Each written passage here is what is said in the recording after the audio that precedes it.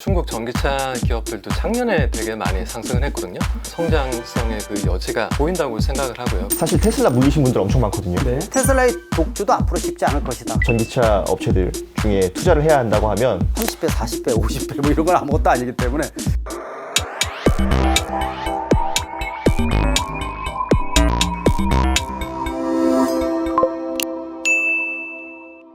주가 흐름을 한번 좀 여쭤볼게요. 최근에 아까 언급해 주셨던 중국 주요 전기차 기업들 주가 흐름이 좀 어떤지, 앞으로 좀 상승 여력이 있는 종목들이 있는지가 좀 궁금해서요. 뭐 테슬라도 마찬가지지만 그 중국 전기차 기업들도 작년에 되게 많이 상승을 했거든요. 작년 1분기만 해도 뭐 그 코로나 때문에 판매량이 줄어가지고 니오 같은 경우에는 뭐 2, 3달러까지 떨어졌다가 뭐 올해 초에 66.99달러까지 상승을 하면서 그 2, 30배가 올랐고, 그 BYD 같은 경우에도 대여섯 배가 올라서 올해 초에 2월 달에 BYD가 273 위안으로 최고점을 찍고 5월 초에 140 위안으로 거의 뭐 50% 가까이 떨어졌다가 제가 오늘 오면서 보니까 176 위안으로 뭐 한 20-30% 정도는 반등을 했더라고요. 산업 성장성과 주가는 시차가 존재를 하거든요.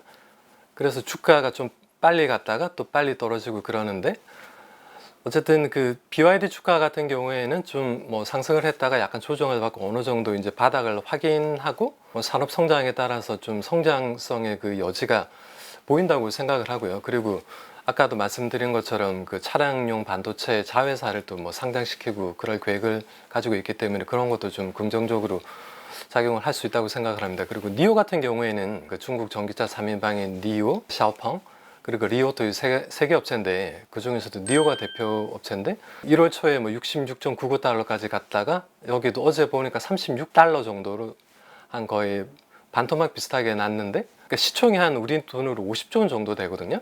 그러니까 BYD 같은 경우에는 아까 말씀드린 것처럼 뭐 100만 번째 전기차도 팔고 그래서 약간 시총도 한 85조 정도 되고 좀 더 안정적이기 때문에 좀 BYD 같은 회사가 투자에는 좀 더 뭐 안정적이고 낫지 않나. 아무래도 성장하는 산업군에 있는 종목들은 많은 전문가분들이 말씀해 주시는 거에 따르면 장기적으로 보면 뭐 우상향할 수밖에 없는 뭐 그런 측면들이 좀 있는 것 같아요.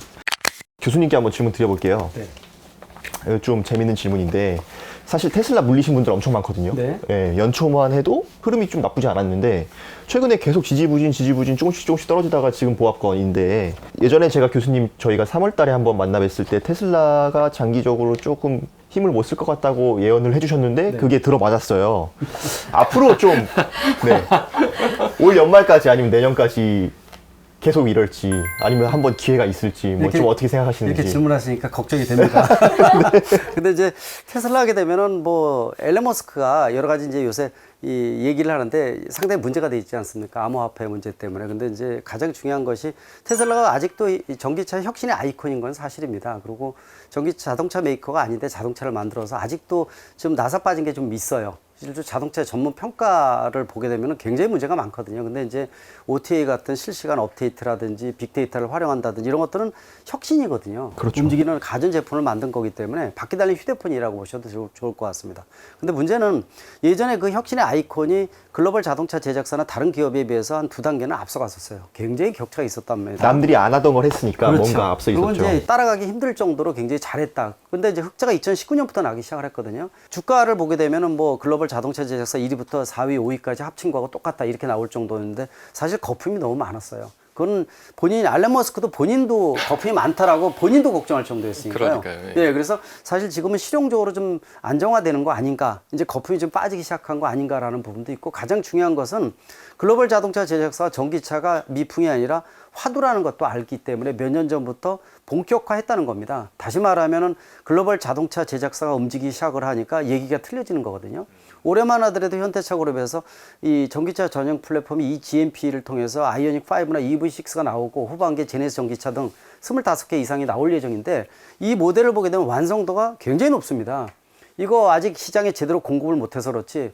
그러니까 문제죠. 차량용 반도체 부족 현상으로 지금 이제에서 4만 명 이야기 됐는데 1,500대가 공급됐으니까 EV6는 아예 나오지도 못했거든요. 근데 이런 부분들은 냉정하게 모델 3 이런 것들 놓고 평가했을 때는 소비자가 택이라는 부분들이 굉장히 혼동을 일으킬 정도예요. 그만큼 완성도가 뛰어납니다. 다시 말하면 테슬라의 독주도 앞으로 쉽지 않을 것이다. 그리고 기술 간격이 아까 말씀드린 대로 2단계가 아니라 1단계 정도로 좁아졌다는 겁니다. 아직 선도 그룹이지만 좁아지고 있다는 거. 또 아까 김 박사님 말씀하신 대로 중국에서 이 쌍두마차하게 되면 사실 이 테슬라하고 니오가 치열하게 싸우는 이런 형국이 많은데 니오가 치고 올라오는 게 장난이 아니거든요. 그런 측면에서 보게 되면은 테슬라의 간격이 좁아지고 있다는 거. 그래서 독주도 이제는 쉽지 않을 것이라는 거. 그런 측면에서 보게 되면은 중장기적인 측면에서는 테슬라의 주가에 대한 것들은 옛날 같이 이렇게 뭐 몇 배로 튄다든지 이런 것보다도 도리어 아까 저는 BYD에 대한 부분들 점수를 많이 주고 싶어요. 여기는 아예 처음부터 배터리를 가지고 시작하는 회사이기 때문에 배터리 내재화에 대한 문제가 이런 얘기를 할 필요가 없는 기업이거든요. 거기다가 차량용 반도체 내재화에 대한 것들도 걱정할 것도 없고 부족 현상에 대한 것들도 능동적으로 대처하고 모든 거를 능동적으로 하기 때문에 도리어 니오 같은 스타트업 기업에 비해서 안정된 회사라는 겁니다. 그런 측면에서 훨씬 더 BYD에 대한 부분들 말씀하신 게 적극적으로 동의를 하고요. 테슬라에 대한 것들은 아마 좀 더 빠지지 않을까 이런 예상을 좀 하는데 제가 보기에 좀 아마 투자하신 분들 걱정이 되시겠지만은 저 많이 물려 있어. 저는 이제 걱정이 좀 되는데 그래서 도리어 쉽지는 않아요. 왜냐면 워낙 거품이 컸습니다. 테슬라가 거품이 컸고 밑에서 올라오는 간격이 너무 좁아지고 있다는 거. 그래서 좀 더 노력을 안 한다면은 고민이 된다는 거. 또 한 가지 더 추가한다면 앨런 머스크가 좀 말을 좀 자제했으면 하는 생각이 들어요. 많이 주식가를 많이 까먹는 것 같아요. 트위터를 못하도록 그냥. 예. 그러면 교수님 저희가 그 국내 최고의 자동차 권위자신데 어렵게 모셨으니까 이런 질문도 한번 드려보고 싶어요. 잠깐 언급해 주셨는데 현대기아차가 앞으로 어떻게 좀 발전을 할 것인지 그 경쟁이 치열한 전기차 시장에서 어느 정도 자리매김을 할 수 있을 것인지 궁금해하시는 분들 많으실 텐데 어떻게 보고 계시는지 좀 간단히 설명 부탁드릴게요. 저는 장기적으로 투자를 한다면 의미를 굉장히 크다고 보고 있어요. 단타 이런 개념보다도 중장기적으로 투자를 하면 분명히 손해보지는 않는다고 보고 있습니다. 현대차 그룹이 4년 전에 얘기했던 정의성 당시 수석부회장이 얘기했던 단순하게 차만 만드는 게 아니라 앞으로는 현대차 그룹은 50%만 차 만들고 30%는 우리가 UAM 같은 도심의 항공 모빌리티, 20%는 로봇을 만들겠다 이렇게 얘기를 했거든. 그 로봇이라는 것은 작년에 예를 들어서 보스턴 다이나믹스 인수한 부분들 이런 것들이 이제 하나의 그림이 되지 않는 신의 한 수라고 보고 있고 저는 자문해 줄 때 보스턴 다이나믹스 인수를 하라고 얘기하려고 했거든요. 실제로 그렇게 했는데 인수를 한 거예요. 그래서 굉장히 큰 그림을 보고 있는 거기 때문에 그래서 앞으로 이 현대차 그룹이 아까 말씀드린 굴뚝 산업이 아니라 이제는 이 서비스 산업 어떻게 보면 생애 주기형 서비스 업체 이 모빌리티 업체로 바뀌는 이 지금 전환점이다라는 측면에서 정의선 회장의 움직임이 굉장히 좋지 않느냐. 그리고 내부적으로 구조조정을 통해서 또는 조직 개편을 통해서 이 경직된 구조를 많이 바꾸는 노력을 하고 있어요. 이게 지금 아직 1년이 안 돼서 그렇지 한 5, 6년 지나게 되면 내부 어떤 조직 개편이라든지 또 합종 연행이나 인수합병 또 적과의 동침. 요새는 성공의 관건이 누가 몸을 많이 섞는가가 성공의 관건이거든요. 그런 측면에서 보게 되면 중장기적인 측면에서는 상당히 의미 있는 행보다 이렇게 보고 있고 수소전기차 아직 시작이지만은 세계 최고 수준이고 전기차도 올해 전용 플랫폼을 통해서 나오는 모델은 선두급으로 완전히 진입을 했다 이렇게 보고 있거든요. 그래서 쌍두마차로 진행을 하고 있는데 그림만 잘 그려서 제대로 간다면은 훨씬 더 지금의 가치보다 높아지지 않을까 이렇게 좀 보고 있거든요. 현대차 또 기아차는 동생이다 보니까 뭐 애플카를 만드냐 안 만드냐 이런 얘기가 많았죠. 저는 그런 얘기를 합니다. 간혹 아직도 물밑 접촉은 있다.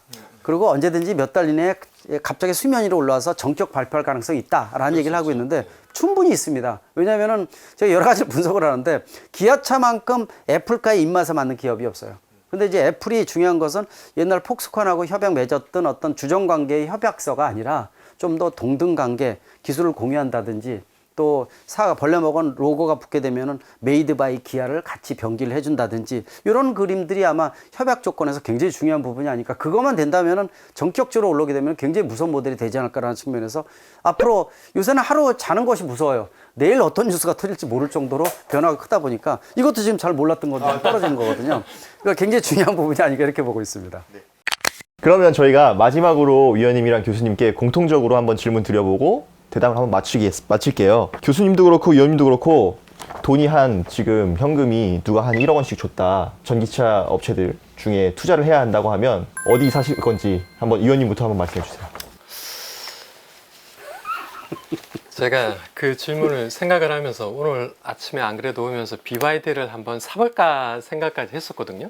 일단 5천만 원 정도는 BYD를 사고 5천만 원 정도는 좀 보면서 그 2차 전지 업체를 좀 찾아서 그쪽으로 좀 투자를 하고 싶어요. 저는 최근에 그 SKI 테크놀로지가 상장을 해서 뭐 많은 분들이 관심을 많이 가졌는데 그 중국에도 그 윈난 에너지 뉴 머티리얼이라는 그 습식 분리막 업체가 있거든요. 이 회사 주가가 지금 그 우리 돈으로 한 22조 원 정도로 SKI 테크놀로지는 한 10조인데 2배 정도 되는데 이런 기업을 좀 찾아서 기술력이 있는. 예, 좀 전기차랑 배터리 소재 분산을 해서 몰빵하지 말고 투자를 하겠습니다. 교수님은 뭐 저는 어디를 뭐 주로 생각을 안 해봤었는데 일단 지금 차부터 바꿔야 되거든요. 아, 네, 이제 차 바꿔야 사시고 되는데. 그러면. 전기차 일단 사시고 그럼 남은 돈으로. 하여튼 네. 뭐 차는 그렇고요. 일단 투자를 생각 안 했는데 사실 국내 기업인 현대차 그룹에 일단은 조금을 넣겠어요. 왜냐면 이제 자문해 주는 것도 있고 그 앞서 언급해 주신 여러 가지 자문해 근거들이 주는 것도 있는데 있으니까. 방향이나 이런 것들도 있는데 네. 중장기적으로 묻어 놓겠어요. 몇 천만 원 정도 묻어 놓고 말씀하신 BID도 한 1-20%는 생각할 수 있어요. 거기도 안정된 기업이라는 생각을 좀 가지고 있고요. 너무 그다음에 갑자기 사고 싶어지는데요. 네. 그리고 또 말씀하신 스타트업 중에서 저는 아직 전기차 자동차는 게임 체인저급 기술들이 아직 많이 남아 있어요. 그게 아마 전기차의 흐름을 좌우할 수 있는 굉장히 중요한 요소들이 많이 있거든요. 그래서 뭐 이 전고체 배터리 쪽도 그렇지만 이거는 아까 말씀하신 배터리 머티리얼 쪽이니까 이제 그런 부분들도 있고 그러지만은 또 한 가지는 전기차 변속기라든지 전기차 변속기가 작년에 타이칸이라는 예를 들어서 포르쉐 최초의 전기차 타이칸이 날리지 않습니까? 그래서 이제 도리어 이 지금 새 차 받는 것보다 중고차 가격이 더 올라갈 정도거든요. 그래서 뒤에 후륜에 2단 변속기를 최초로 달았었는데 혁신상을 받았잖아요. 근데 이게 5단, 6단 되면은 제가 이제 또 공학자다 보니까 그런 부분들을 너무 잘 알지 않습니까? 그래서 그런 어떤 스타트업 중에서 좀 싹시 괜찮은 이런 기업들이 좀 있어요. 원천 기술을 가지고 있는데 일반 눈에 잘 안 보이죠. 저는 이제 해주는 게 그런 것들이니까 이런 데도 약간 이제 좀 나눠서 한 두세 군데 할 수 있는 데들이 있거든요. 이런 데는 뭐 우리가 말하는 주식이 뭐 30배, 40배, 50배 뭐 이런 건 아무것도 아니기 때문에 기존의 이 기업은 안정되게 좀 가는 것들도 있고 그러다 보니까 한 60%는 기존의 기업들 그다음에 한 40%는 이런 스타트업을 한 세 군데 나눠서 그리고 차 사는 걸 좀 미루겠습니다. 그래서 그렇게 좀 진행하는 게 어떤가 하는 생각도 듭니다. 앞으로 저희 차이나는 머니 이렇게 좀 유익한 정보, 중국에 대한 깊이 있는 소식을 들고 찾아올 테니까 많이 사랑해 주시고요. 재미있게 보셨다면 오늘 구독과 좋아요도 꼭 부탁드립니다. 저희 차이나는 머니는 다음번에 또 유익한 정보로 찾아뵙겠습니다. 오늘 진짜 시간 많이 내주셔서 감사합니다. 네, 고맙습니다. 네네네. 북구미는 항상 여러분의 성수를 기원합니다. 감사합니다.